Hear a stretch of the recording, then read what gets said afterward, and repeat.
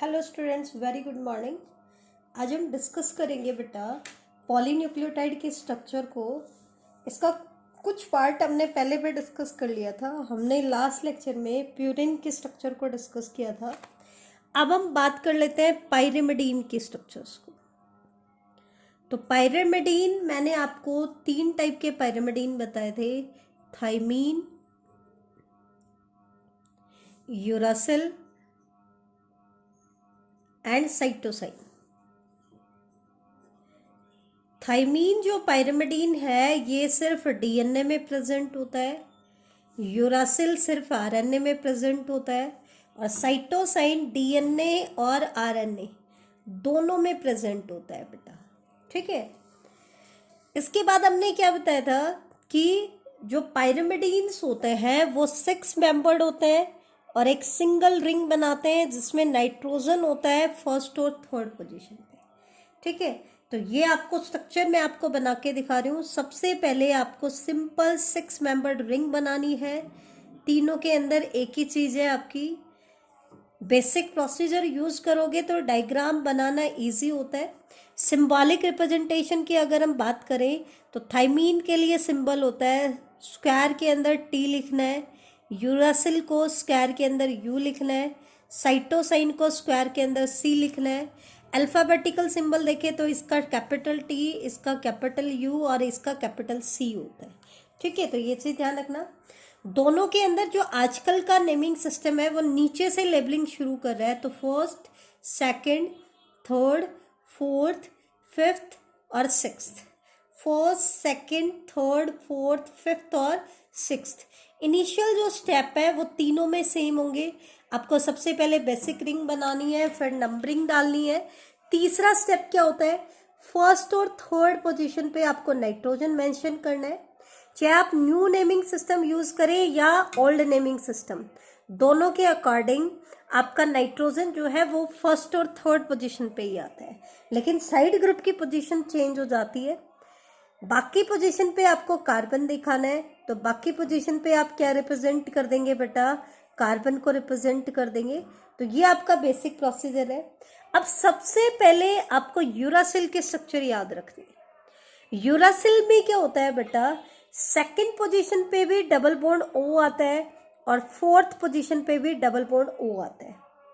इसका chemical name होता है 2,4 डाईऑक्सी पाइरिमिडीन।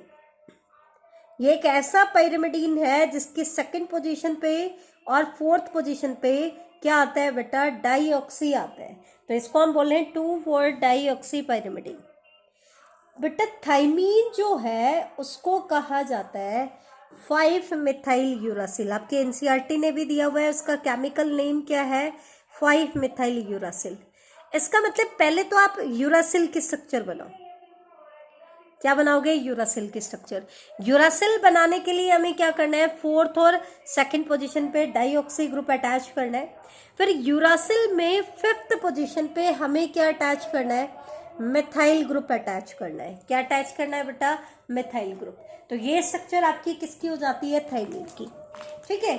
इसका मतलब थाइमीन क्या हो गया बेटा, 2,4 deoxy 5 methyl pyrimidine. 2,4 deoxy 5 methyl pyrimidine. ये आपकी किसकी स्ट्रक्चर हो जाती है, थाइमीन की स्ट्रक्चर हो जाती है। अब हम चेक कर लेते हैं वैलेंसी। तो इनके अंदर इनका अल्फाबेट हम लिख देते हैं ताकि कंफ्यूजन ना हो। तो वैलेंसी में फिर से मैंने कहा था कि यहाँ से आपको वैलेंसी चेक करनी शुरू करनी है। डबल बॉन्ड आएगा तो सिर्फ कहाँ आएगा, इस पोजीशन में, यहाँ पे और यहाँ पे। अब नंबरिंग के हिसाब से ध्यान मत रखना क्योंकि हमने नंबरिंग चेंज कर दी है। तो यहाँ, यहाँ और यहाँ आएगा या नहीं आएगा वो हम देख लेते हैं। बाकी पोजीशन पर डबल बॉन्ड नहीं आता है बेटा। तो यहाँ पर कार्बन ऑलरेडी 4 बॉन्ड बना रहा है, तो कोई भी डबल बॉन्ड यहाँ पे नहीं बन सकता है। डबल बॉन्ड यहाँ नहीं बनेगा तो नाइट्रोजन के साथ क्या अटैच करना पड़ेगा, हाइड्रोजन। सिमिलरली ये जो कार्बन है ये भी 4 बॉन्ड ऑलरेडी बना चुका है, तो यहाँ पे नाइट्रोजन के साथ क्या अटैच करना पड़ेगा, हाइड्रोजन। यहाँ पे आपका डबल बॉन्ड आएगा क्योंकि दोनों सिर्फ 2-2 ही बॉन्ड बना रहे थे। डबल बॉन्ड बनाने के बाद भी कार्बन जो है इसके सिर्फ 3 ही बॉन्ड बन रहे हैं, तो यहाँ पर क्या अटैच कर दोगे, हाइड्रोजन। यहाँ कार्बन ऑलरेडी 4 बॉन्ड बना चुके हैं, लेकिन इसमें अगर आप देखो तो यहाँ हाइड्रोजन आ जाएगा, यहाँ हाइड्रोजन, यहाँ डबल बॉन्ड और यहाँ पे हाइड्रोजन और हाइड्रोजन। ये आपका साइटोसाइन हो गया। आपको वैलेंसी पूरी करनी है और कुछ नहीं करना है। अब आ जाओ यूरासिल की स्ट्रक्चर पे। ना सॉरी, ये साइटोसाइन नहीं है बेटा, ये यूरासिल है। यूरासिल की स्ट्रक्चर हमने सबसे पहले बनाई थी। तो यूरासिल के अंदर अगर हम 5th पोजीशन पे मिथाइल ग्रुप अटैच कर दें तो वो किसकी स्ट्रक्चर बन जाती है, थाइमीन की। यहाँ पे हम रिप्रेजेंट कर देते हैं साइटोसाइन को। तो साइटोसाइन में भी यूरासिल से ही हम स्ट्रक्चर बना लेंगे। कैसे स्ट्रक्चर बनाएंगे, ध्यान से देखना कि जो यूरासिल में 4th पोजीशन पे डबल बॉन्ड O आ रहा था, उसकी जगह पे हम NH2 ग्रुप लगा देंगे।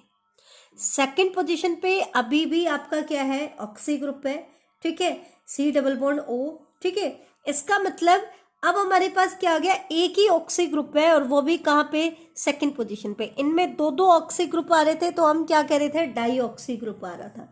तो 2 oxy 4 amino pyrimidine. 4th position पे आपका अमीनो ग्रुप आ गया है और 2nd पोजीशन पे क्या आ गया है, ऑक्सी ग्रुप आ गया है। तो ये हो गया 4 अमीनो पाइरिमिडीन। हम किसको कह रहे हैं, साइटोसाइन को। 2 ऑक्सी 4 अमीनो पाइरिमिडीन।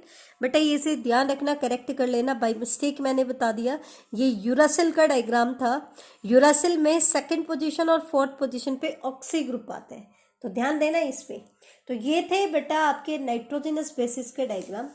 बेटा जो इंटरनेशनल यूनियन ऑफ बायोकेमिस्ट्री है उसने नॉमेनक्लेचर के जो रूल लिए, तो अगर आपका कोई प्यूरिन या पाइरिमिडीन अनस्पेसिफाइड है तो अनस्पेसिफाइड प्यूरिन के लिए एब्रीविएशन यूज की जाती है आर, और अनस्पेसिफाइड पाइरिमिडीन के लिए एब्रीविएशन यूज की जाती है वाई। ये बायोटेक में हम यूज करेंगे, जहां पर हम रेस्ट्रिक्शन एंजाइम की रिकॉग्निशन साइट हम यूज करेंगे, वहां पर आपका वाई लिखा होगा। वाई मतलब फिक्स नहीं है कि कौन सा पाइरिमिडीन है, अनस्पेसिफाइड है। तो उसके केस में पाइरिमिडीन के लिए सिंबल यूज करते हैं वाई और प्यूरिन के लिए सिंबल यूज करते हैं आर। ये चीज आप ध्यान रखना। अब डायग्राम आता है आपका ऑर्थोफॉस्फेट का। जो फॉस्फेट ग्रुप आपका आता है तो वो कौन सा आता है बेटा, हम कहते हैं H3PO4 नेगेटिव, ठीक है। तो क्या होता है, फॉस्फेट से आपके 3 तो हाइड्रोक्सिल ग्रुप अटैच होते हैं और एक आपका ऑक्सी ग्रुप अटैच होता है, ठीक है। तो 3 आपके हाइड्रोक्सिल ग्रुप हो गए, ठीक है। तो ये हो गया ऑर्थोफॉस्फेट। अब हम देख लेते हैं इन्हीं कंपोनेंट से यूज करके हमें पॉलीन्यूक्लियोटाइड चेन बनानी है, ठीक है। 3 कंपोनेंट हमने यूज करने हैं, sugar, nitrogenous base plus phosphate. तो इनको यूज करके हमें पॉलीन्यूक्लियोटाइड चेन बनानी है। तो वो कैसे बनेगी बेटा, सबसे पहले सुगर के ऊपर नाइट्रोजनस बेस अटैच होगा, उससे जो स्ट्रक्चर बनेगी उसको हम बोलेंगे न्यूक्लियोसाइड। फिर क्या होता है बेटा, न्यूक्लियोसाइड किसके साथ अटैच होता है, फॉस्फेट, और उस अटैचमेंट से जो स्ट्रक्चर बनेगी उसको हम बोलेंगे न्यूक्लियोटाइड। फिर न्यूक्लियोटाइड्स आपस में अटैच होंगे, तो पहले 2 न्यूक्लियोटाइड अटैच होंगे तो डाई न्यूक्लियोटाइड, और फिर आपके बाकी के न्यूक्लियोटाइड अटैच होते जाएंगे, तो ऐसे आपके पास एक पॉलीन्यूक्लियोटाइड चेन बन जाएगी। क्या बन जाएगी, पॉलीन्यूक्लियोटाइड चेन। और डीएनए में क्या होता है, 2 पॉलीन्यूक्लियोटाइड चेन आपस में हाइड्रोजन बॉन्डिंग से कनेक्ट होती है। तो आगे हमें क्या स्टडी करना है बेटा, इन्हीं स्ट्रक्चर्स को स्टडी करना है। सबसे पहले हम बात करेंगे न्यूक्लियोसाइड कैसे बनता है, कौन कौन से न्यूक्लियोसाइड्स बनेंगे, कौन सा सुगर किस नाइट्रोजनस बेस के साथ अटैच होगा तो कौन सा न्यूक्लियोसाइड बनेगा, उनके टाइप्स हम देखेंगे। फिर न्यूक्लियोसाइड्स बनाने के बाद हम न्यूक्लियोटाइड्स की फॉर्मेशन करेंगे। न्यूक्लियोटाइड्स बनने के बाद हम डाई न्यूक्लियोटाइड और पॉलीन्यूक्लियोटाइड चेन बनाएंगे। तो एक चीज़ मैं आपको बता दूं, शॉर्ट में ध्यान रखना, जब भी हम न्यूक्लियोसाइड बनाएंगे तो न्यूक्लियोसाइड बनाने में सुगर के ऊपर आपका क्या अटैच होगा, नाइट्रोजनस बेस। तो इनके बीच में जो लिंकेज बनती है वो लिंकेज कहलाएगी एन ग्लाइकोसाइडिक लिंकेज। ध्यान रखना इंपॉर्टेंट है, क्या लिंकेज कहलाएगी? N glycosidic linkage. ठीक है, और एन ग्लाइकोसाइडिक लिंकेज कौन कौन से ग्रुप में बीच में बनती है? तो शुगर का हमेशा कार्बन फर्स्ट इन्वॉल्व होगा, जो नाइट्रोजनस बेस अटैच होता है वो शुगर के हमेशा कार्बन फर्स्ट पे अटैच होता है। और नाइट्रोजनस बेस में अगर आपके पास पाइरिमिडीन है तो उसका नाइट्रोजन फर्स्ट अटैच होगा, और अगर प्यूरिन है तो उसका नाइट्रोजन 9th अटैच होगा। तो ध्यान रखना, इसके लिए जो कंडेंसेशन होता है वो कार्बन फर्स्ट के ऊपर होता है। ठीक है, सिंबॉलिक रिप्रेजेंटेशन कैसे रिप्रेजेंट करेंगे न्यूक्लियोसाइड की? जैसे शुगर की सिंबॉलिक रिप्रेजेंटेशन क्या थी बेटा, हमने क्या बताया था? ऐसे हमें रिप्रेजेंट करना है CH2OH। नंबरिंग हमने डाली थी फर्स्ट, सेकंड, थर्ड, फोर्थ और फिफ्थ। हमने क्या कहा? नाइट्रोजनस बेस आपका कहाँ अटैच होगा? कार्बन फर्स्ट पे। तो आपको यहाँ पर कार्बन फर्स्ट अटैच करना है। अगर आप एक पाइरिमिडीन अटैच कर रहे हो तो पाइरिमिडीन का सिंबल है स्क्वायर, तो इसके इस एंड से, कई बच्चे क्या करते हैं ऐसे बीच से अटैच करते हैं, नहीं बेटा, इसके इस एंड से आपको नाइट्रोजनस बेस को अटैच करना है।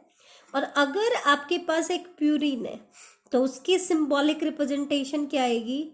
यहाँ पे आपने कार्बन फिफ्थ दिखाया CH2OH, नंबरिंग आपने डाली, बाकी ग्रुप आप सिंबॉलिक रिप्रेजेंटेशन में नहीं दिखाएंगे। तो फर्स्ट पोजीशन पे आपका नाइट्रोजनस बेस अटैच होगा।